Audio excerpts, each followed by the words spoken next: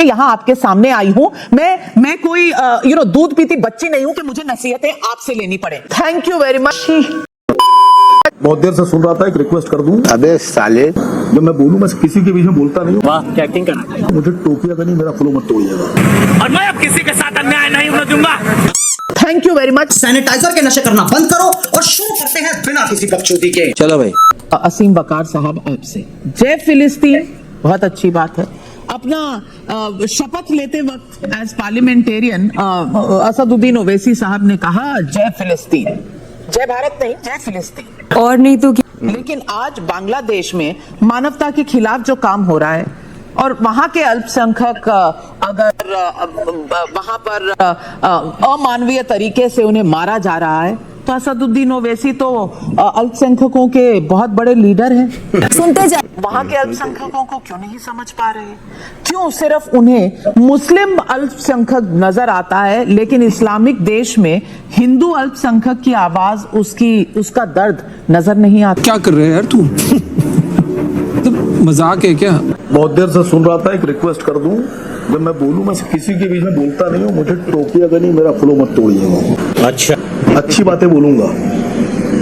आप में और हम में फर्क जानती है क्या है? मैं बांग्लादेश पे भी उतना ही दुखी हूं जितना गुजरात पे दुखी था, अहमदाबाद पे दुखी था, जितना राफा पे दुखी था और जितना गाजा पे दुखी था। ठीक है समझ। लेकिन मुझे लग रहा है कि आप गुजरात पे खुश थी, फिलिस्तीन गाजा पे आप बहुत खुश थी, आप सिर्फ बांग्लादेश पे दुखी हैं। यही फर्क हमारा आपका है। इसी को कहते हैं सेक्युलरिज्म और कम्युनलिज्म।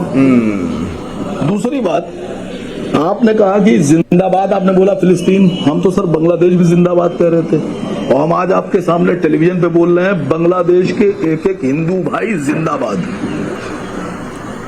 प्रधानमंत्री जी को किसने रोका है? आप अटैक करिए, आप लाशें गिरा दीजिए और 15 करोड़ हमारे हिंदू भाइयों को लेकर आइए। मना कौन कर रहा है आपसे? हम कुत्तों से बात नहीं करते। हाँ जी, राम राम, जय श्री राम। कैसे आप लोग? आपका स्वागत है। उम्मीद करता हूँ ठीक होंगे। ये एक कॉमेडियन बैठा हुआ है, एक जो कि प्रवक्ता है AIMIM के, जिनका 0.2% वोट शेयर है पूरे हमारे भारत में, देश में। ये कॉमेडी करता रहता है आगे, और इसके कॉमेडी पे तो मतलब हंसी ही आती है। मैं ये अटैक कर दे, मोदी जी कह रहा है अटैक कर दे। ओ भाई, ओ चूड़ियां दे सरदार, ओ टुट्टी जुत्ती वर्गी शक्ल आलिया, ओ भाई ते अटैक कर दे, तेरे 4 थप्पड़ ना लगा दे। ये तो कॉमेडी वीडियो होने वाला जी आज, क्यों इसीलिए मैंने इसमें कुछ मीम्स वगैरह भी डाले हैं। जैसे अभी आपने सुना था, हम कुत्तों से बात नहीं करते, राजकुमार जी का। तो ये हम इनको नहीं बोला, वो तो वैसे ही मीम डाला, हम कुत्तों से बात नहीं करते। ये तो फिर भी इंसान है, इनसे तो बात करना जायज़ ही नहीं है, नाजायज़ है बिल्कुल ही। आइए चलिए देखते हैं इस कॉमेडी वीडियो को और फिर बात करते हैं। आपने कहा वहां कत्लेआम हो रहा है, बिल्कुल हो रहा है, पूरी दुनिया देख रही हो रहा है। लेकिन यही कत्लेआम जब गुजरात पे होता है और यही कत्लेआम के बीच में जब बिल्किस बानो का बलात्कार ब्राह्मण लोग करते हैं, उस पर आप खुश क्यों होती हैं? आप चुप क्यों हो जाती हैं? क्या हमारे देश में नहीं हुआ ये? हम लोग सेकुलर लोग हैं, हम दुखी होते हैं।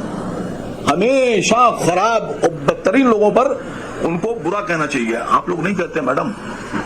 आपने भी यहाँ मैं देख रहा हूँ, आपकी जो टेक्निकल आपकी जो भाषा है वो ये है कि जो अपोजिशन है, जो कांग्रेस है, सपा है, TMC है, जो बाकी लोग हैं, आप ये दिखा रही हैं कि वो सब लोग बांग्लादेश के मुसलमानों के साथ।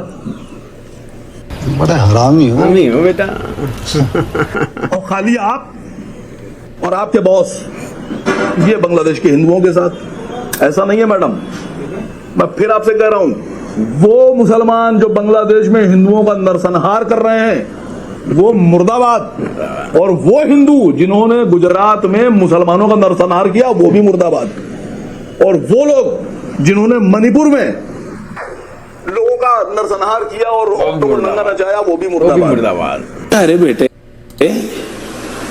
तुझे थकान नहीं लग रही क्या? आप जरा ईमानदारी से बोलना शुरू कीजिए। असीम वकार साहब। हाँ तो जी, एक तो ना सबसे पहली बात तो भाई लोगों, सेकुलरिज्म और संविधान, इनकी ना बत्ती बना के इनके पिछवाड़े में घुसाओ। जहाँ पे संविधान चाहिए होता है वहाँ संविधान, जहाँ सेकुलरिज्म का शब्द घुसाना होता है ये कांग्रेस ने घुसाया है। पहले नहीं थे ये शब्द सेकुलरिज्म हमारे संविधान में, ठीक है, देश संविधान से चलेगा, लेकिन जहाँ संविधान वहाँ संविधान चाहिए इनको, वहाँ संविधान चाहिए, जहाँ कुछ और चाहिए वहाँ कुछ और चाहिए। मतलब ये बत्ती बना लो और अंदर घुसा लो उसको। और दूसरी बात, अब इसने जो छेड़ा है ना नाविका को, अब जो इसने छेड़ा है नाविका जी को, वैसे भी बड़ी पोलाइट सी बोलती हैं बेचारी, बड़े धीरे से बोलती हैं। उनको दूसरे जो एंकर्स हैं उनकी तरह उनकी आवाज़ तेज़ नहीं होती, बिल्कुल पोलाइटनेस रहती है उनकी आवाज़ में, प्यार से बोलती हैं। अब वो प्यार से इसकी लेंगी, इस कॉमेडियन की अब प्यार से लेंगी। और मेरी हंसी नहीं रुक रही इसको देख देख के। ये ऐसा कॉमेडियन है, बस मुर्दाबाद, वो मुर्दाबाद, ये मुर्दाबाद। इसको ये पूछो गुजरात के दंगों का कारण क्या था। गुजरात के दंगों का कारण था जब उन्होंने ट्रेन जलाई गई थी वहाँ पे, जब ट्रेन जलाई थी जिसमें कितने लोग मरे थे, उसके बाद गुजरात के दंगे शुरू हुए थे। और ये कह रहे मोदी जी आप अटैक कर लो। अबे तेरे 4 थप्पड़ मारे यार, तू डिजर्व करता है। जुत्ती वर्गी तेरी शक्ल है, कितनी बार बोलूं तेरे को यार। मैंने आपको सिर्फ 60 सेकंड नहीं, मैंने 120 सेकंड बिना टोके बिना रोके सुना। इतनी शक्ति मुझ में है, लेकिन आप नसीहत अपनी अपने पास रखें, क्योंकि मुझे आपसे पत्रकारिता सीखने की ना जरूरत है, ना मेरे को आप कोई बहुत अच्छे से टीचर नजर आते हैं, क्योंकि आपने कितनी चीजें कैसे कैसे कही हैं आपने और आपकी पार्टी ने। आपके बॉस होते होंगे कोई और जो आपको कंट्रोल करते हैं। मैं अपने दिल और अपने वजूद और अपने जमीर से बात करती हूं। मैं अपनी बॉस खुद हूं और 35 साल काम करके यहां आपके सामने आई हूं। बाप को भेज, तेरे बस की बात है। मैं कोई दूध पीती बच्ची नहीं हूं कि मुझे नसीहतें आपसे लेनी पड़े। और जो कुछ आपने कहा गुजरात के मामले में या मेरी तरफ से मैंने आपको स्पोक्स पर्सन नहीं अपॉइंट किया है कि मैं डिफरेंट मुद्दों पर क्या सोचती हूं। मेरे पास जुबान है, मेरे पास प्लेटफॉर्म है, ये मेरा शो है और मैं इस पर अपनी जो पॉइंट्स ऑफ व्यू है मैं खुद पेश कर सकती हूं। मुझे एक लॉयर या एक स्पोक्स पर्सन असीम वकार के रूप में कतई नहीं चाहिए। आगे स्वाद। गुजरात में जो हुआ गलत हुआ, लेकिन वो सुप्रीम कोर्ट के अधीन सब कुछ देखा गया है, एसआईटी में देखा गया है। आज आपको फिलिस्तीन का नाम याद आया, जय फिलिस्तीन, लेकिन जय बांग्लादेश आज आप शो पर कह रहे हैं। आपने ट्वीट नहीं कहा, बयान नहीं दिया। आज आप सच्चे बनकर दिखा रहे हैं। आज आप यहां बैठकर मेरे सवाल पर महान बनने की कोशिश कर रहे हैं कि हिंदुओं के साथ कुछ नहीं होना चाहिए। ये हो ही नहीं सकता ना, इम्पॉसिबल बात। बैरिस्टर असदुद्दीन ओवैसी रोज प्रेस कॉन्फ्रेंस करते हैं, रोज बाइट देते हैं। एक बार भी वहां के अल्पसंख्यक हिंदू, सिख, ईसाइयों पर उन्होंने कुछ कहा कि मुंह में दही जम गई थी। आपसे मुझे कुछ सीखना नहीं है। मैं जानती हूं आपकी असलियत, क्योंकि मैं राजनीति में नहीं हूं। राजनीति में आप हैं, जवाबदेही आपकी है। मेरा काम है सवाल पूछना, जो मैं आपसे भी पूछूंगी, सब राजनीतिक दलों से पूछूंगी और जो भी पब्लिक लाइफ में होगा उनसे पूछूंगी। मुझे तुम्हारा मुंह बिल्कुल नहीं पसंद आया। Thank you very much. अभी आपने मैडम गुजारिश करूंगा, आपने कहा था आसिम वकार साहब आप मुझे पत्रकारिता मत सिखाइए। मैं सिखाऊंगा भी नहीं, मैं पत्रकार हूं ही नहीं। मैं सिर्फ लोगों को इंसानियत सिखाता हूं और सेकुलरिज्म सिखाता हूं। जिनमें अकल होती है वो सीख लेते हैं। तुम्हें शर्म है? कुछ शर्म आया है? तुम्हें शर्म है? थोड़ी सी असदुद्दीन ओवैसी साहब को भी सिखा दीजिए। बिल्कुल। आप मेरा एक सुनिए मैडम, एक भी ट्वीट जब से मैंने ट्विटर अकाउंट बनाया है, एक भी ट्वीट ऐसा दिखा दीजिए जो किसी धर्म जाति के खिलाफ हो, तो मैं आपके सामने सर झुका लूंगा। तो इसकी मूर्ति बननी चाहिए।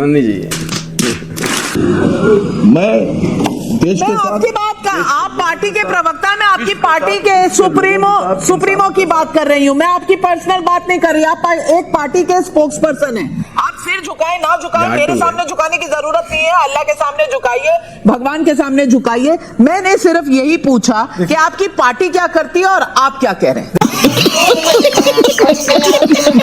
हाँ तो जी भाई लोगों, वीडियो तो हो गया यहाँ पे खत्म। देखा आपने, ये कॉमेडियन है, ये प्रवक्ता हैं, ये देश के नेता बनेंगे। मतलब हाँ, सुपर से भी ऊपर लंडे के इंसान है ये।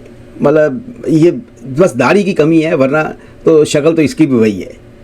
सर दाढ़ी नहीं है, इनको सिर्फ मुसलमान मुसलमान और मुसलमान दिखाई देता है, हिंदू का कोई वो नहीं दिखाई देता। 80-85% हिंदू हैं, उनका क्या राइट्स हैं वहाँ पे? कुछ भी नहीं है यहाँ पे। मतलब हिंदू को दबा के 15% माइनॉरिटी 15%, वो 85% को दबा रही है हर बात में। इसको ये मुसलमान के साथ ये हो गया, मुसलमान के साथ वो हो गया, इसके अलावा इसको और AIMIM वालों को कुछ है ही नहीं। और इस चीज़ का कोई फ़ायदा अगर किसी मुसलमान भाई को मिल रहा हो तो वो भी बता दे यार। ऐसे मतलब सड़े हुए बैंगन सी शक्ल वालों का मतलब क्या कहूँ मैं।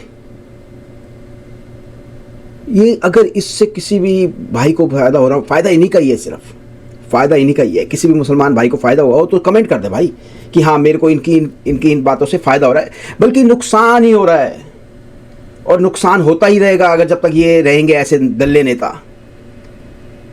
साले टूटी हुई चप्पल जैसी इसकी शक्ल है, इसके अगाड़ी पिछाड़ी सब जगह लाल करो इसकी। तो उम्मीद करता हूँ वीडियो आपको समझ भी आया होगा और पसंद भी आया होगा। प्लीज़ चैनल को सब्सक्राइब करें, वीडियो को लाइक करें, शेयर करें। मैं आपको मिलूंगा अगले वीडियो में, तब तक के लिए जय श्री राम, हर हर महादेव, जय हिंद।